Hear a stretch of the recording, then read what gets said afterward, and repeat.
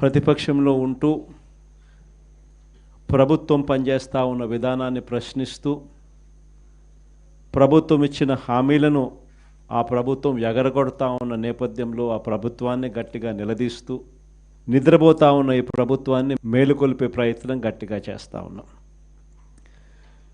చేసే ఈ ప్రక్రియలో ఆర్గనైజేషన్ పరంగా ఇంకా మనం బలంగా ఎదగాలి. ఎదుగుదల అన్నది ఎందుకు అవసరము, ఎందుకంత ఇంపార్టెంటు అన్నది క్లుప్తంగా చెప్తా. ఈరోజు మన పార్టీని చూసినప్పుడు చాలామంది ఎమ్మెల్యేలు కొత్త వాళ్ళే. మన పార్టీ వచ్చినప్పుడే 2011లో మన పార్టీ మనం స్థాపించిన పరిస్థితుల మధ్యలో గమనిస్తే, నేను అప్పట్లో కాంగ్రెస్ పార్టీ నుంచి బయటకు వచ్చిన. నేను బయటకు వచ్చినప్పుడు నాతో పాటు వెనకాల ఎవరు లేరు. నేను మా అమ్మ ఇద్దరం మాత్రమే బయటకు వచ్చినాం. అక్కడి నుంచి మొదలైంది ప్రస్థానం. నాతో పాటు కొంతమంది నాయకులు, నా మీద వ్యక్తిగతంగా అభిమానం ఉన్న నాయకులు కొంతమంది, మా కడప జిల్లాల నుంచి మరి ముఖ్యంగా కొంతమంది నాయకులు నాతో పాటు రావాలని అడుగులు ముందుకేశారు. నేనన్నా, నా పరిస్థితి ఏమిటో నాకే అర్థం కావడం లేదు. అందరూ అంటా ఉన్నారు కేంద్రంలో కాంగ్రెస్ పార్టీతో ఢీకొంటా ఉన్నావు, రాష్ట్రంలో ముఖ్యమంత్రితో ఢీకొంటా ఉన్నావు కాంగ్రెస్ పార్టీతో. ఇలాంటి పరిస్థితుల్లో నా పరిస్థితి అగమ్య గోచరంగా ఉన్నప్పుడు నేను మిమ్మల్ని నాతో పాటు రమ్మని చెప్పి నేను చెప్పలేను. దేవుడు ఆశీర్వదించి నేను ఎదిగినప్పుడు, నేను బాగున్నప్పుడు అప్పుడు రండి అని చెప్పి కొంతమందికి చెప్పిన. ఇట్లా రాష్ట్రం వైపు తిరిగి చూస్తే ఎవ్వరూ లేరు వెనకాల.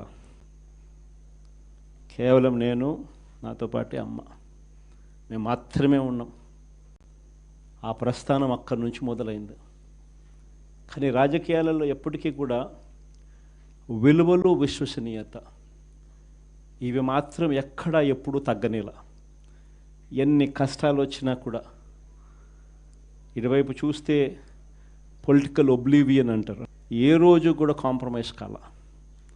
విలువలు, విశ్వసనీయత అన్న దానికి మాత్రం పెద్ద పీట వేశాం.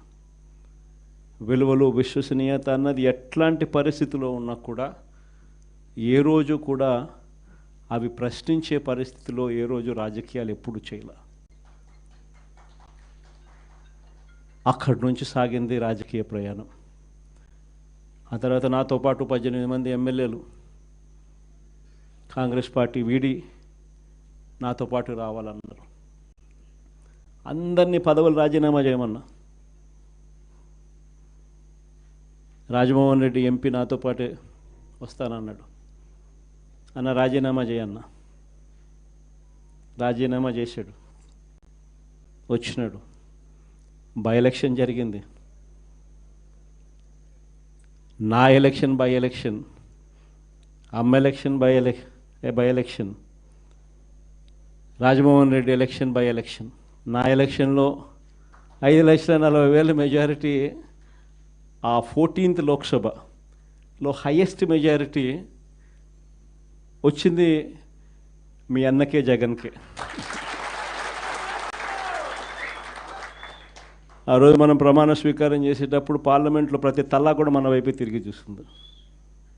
Highest majority in the 14th Lok Sabha.